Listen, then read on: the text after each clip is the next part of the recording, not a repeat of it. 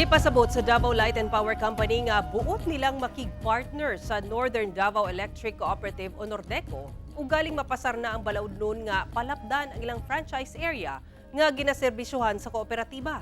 Ani report ni John D. Esteban. Dili takeover, apan partnership. Kini ang buot ipaabot sa Davao Light and Power Company sa Northern Davao Electric Cooperative o NORDECO. Taliwala sa parayong pagsupak sa NORDECO sa balaudnon nga nagkanayong palapdan ang franchise area sa Davao Light, sa Davao del Norte o pipila ka lugar sa Davao de Oro nga kasamtangang ginaserbisyuhan sa maong kooperatiba. Really want to partner with NORDECO kung mapas magina siya.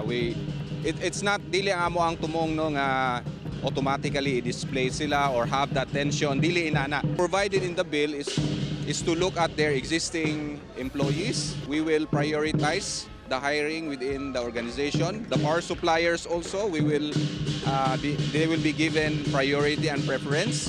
Dili ni siya take over in a way. Kuha ni siya partnership, more on partnership. Niadtong Pebrero 4, nagrally ang NORDECO sa Tagum City aron ipalanog ang pagsupak sa balaudnon. Sumala nila, mas musaka ang bayad sa kuryente o galing ang Davao Light na amo serbisyo. Butang nga una ng gihimakak sa Davao Light. Daan ang giingon sa NORDECO nga nagpadala na sila og suwat kang President Ferdinand Bongbong Marcos Jr. aron ipadayag ang mga legal concerns sa balaudnon ug ang epekto niini sa ekonomiya. Kay numduman nga ang susamang balaudnon napasana kaniadto apan givito ni PBBM.